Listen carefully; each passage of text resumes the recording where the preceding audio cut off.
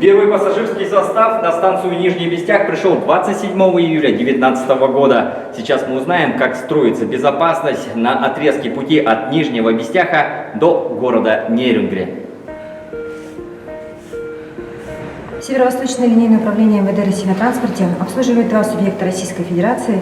Это Республику Саха-Якутия, а также Чукотский автономный округ. Сотрудники транспортной полиции несут службу на объектах транспорта в аэропортах, на железнодорожных станциях, также в железнодорожных поездах и в мор- и речных портах. Оперативные сотрудники Северо-Восточного линейного управления занимаются пресечением проникновения на территорию Республики Саха-Якутия, а также Чукотского автономного округа запрещенных провозов предметов и веществ. Особое внимание уделяется профилактике и пресечению правонарушений, а также профилактике детского травматизма на объектах транспортного комплекса.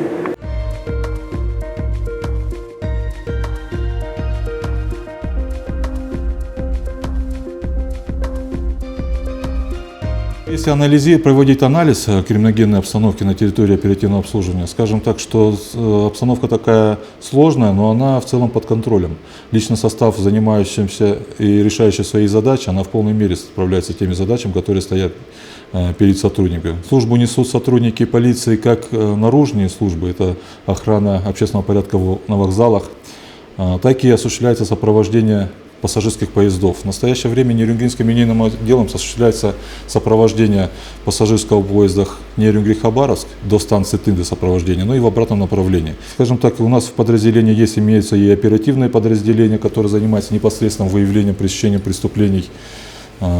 Есть подразделения процессуальные, так называемые, следствия, органы предварительного расследования, следствия и дознания, которые занимаются непосредственным раскрытием уголовных дел, расследованием данных уголовных дел. Ну и, соответственно, немаловажное значение мы придаем по нарушению и защите прав несовершеннолетних. У нас также есть инспектор, который занимается отдельным этим направлением, потому что поезда, скажем так, если говорить о поездах, поезд является объектом повышенной опасности, соответственно, здесь дополнительные меры профилактического характера просто необходимы. Вот сейчас мы очень тонко подходим, принципиально подходим к вопросам профилактики распространения новой коронавирусной инфекции, соблюдения масочного режима, социальной дистанции на объектах транспорта.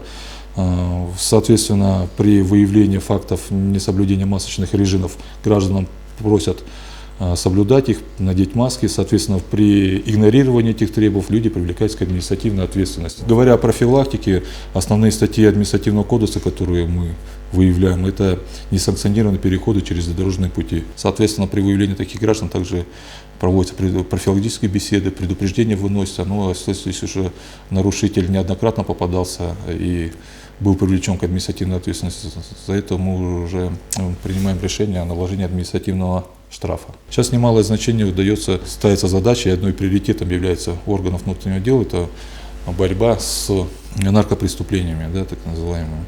Хочу отметить, что благодаря усилиям личного состава в этом направлении за 2019, за 2020 год этому направлению уделялось особое внимание. Нам удалось перекрыть канал поставки наркотических средств на территорию города Нерюнгри и территорию Алданского района, по которым поступали наркотические средства из Амурской области.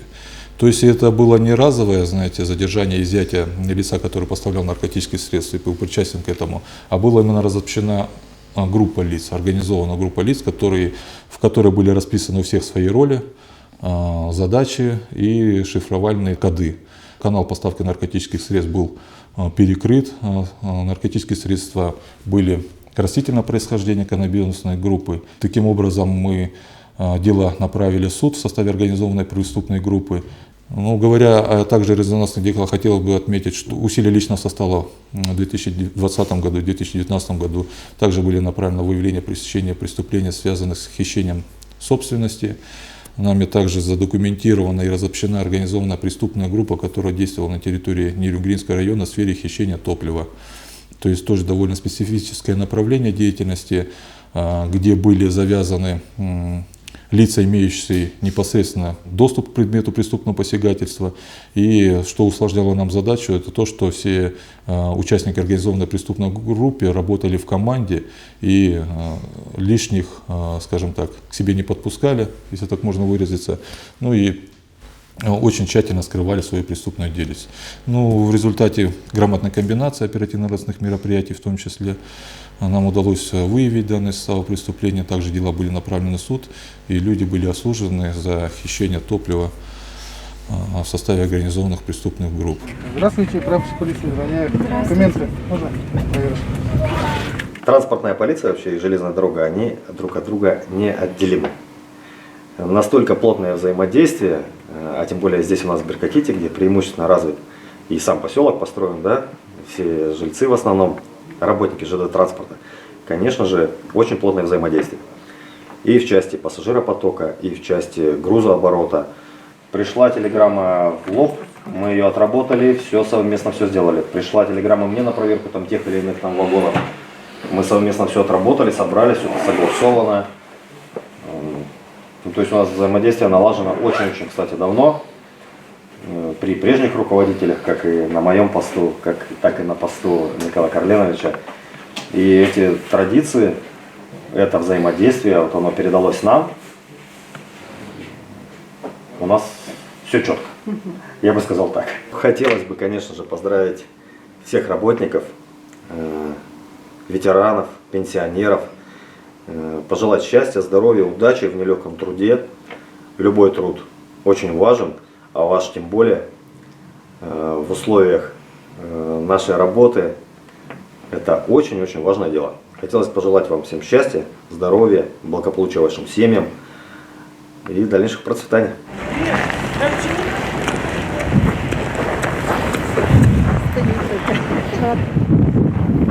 Предупреждение?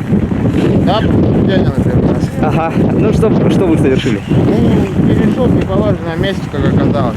Ага. Я пошел по следам, просто вижу тропинка натоптанная, по ней пошел. Туда не успел дойти, если бы туда дошел, увидел бы, что там, конечно, надо переходить.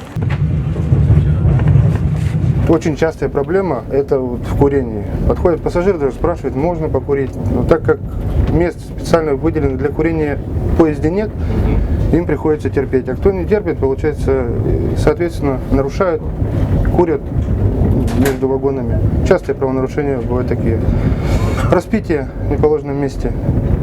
То есть сидят либо в купе, в плацкарте, распивают алкогольную продукцию, то есть с собой берут, распивают. Не в этом проблематика сама, что они распивают, а в том, что происходит после. Гражданин обычно он ведет себя спокойно, поначалу все хорошо, но к концу начинает вести себя неподобающе, неадекватно, мешать работе бригаде поезда и остальным гражданам.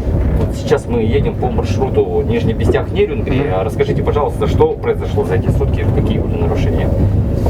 Ну, так же, как я говорил, было у нас курение в поезде 37, который идет до Благовещенска. Гражданин очень хотел курить и, запершись в туалете, покурил. К нам подошел проводник и сообщил о данном правонарушении.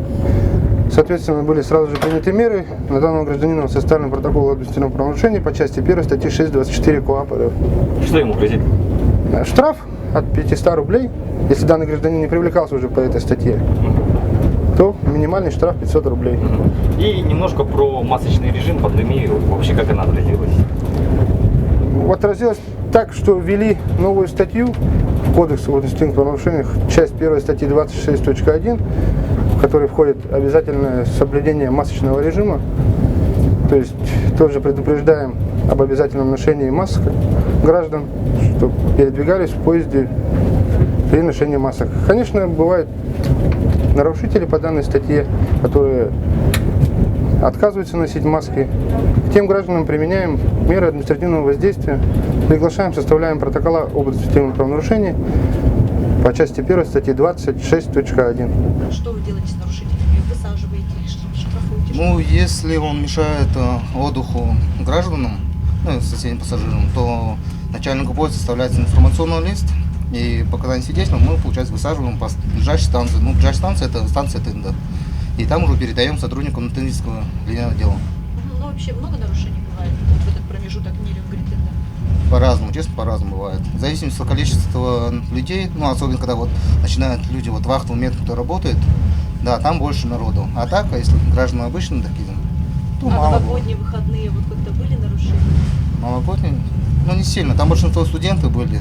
А так, чтобы таких поспевающих нет. Ну и последнее, расскажите, пожалуйста, вообще нравится ездить на поездах или вы лучше где-нибудь в другом месте? Мне, моя работа в основном в кабинете заключается находиться, то есть обработка административных материалов, проект постановления, работа с судебными приставами, в общем, все административные материалы, работа с административной практикой, это в мои обязанности входит. Ну, внесение в базу и так далее.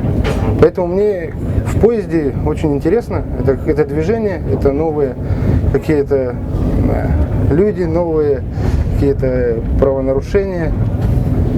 Ну и вообще, как бы, каждый день что-то новое, новый коллектив.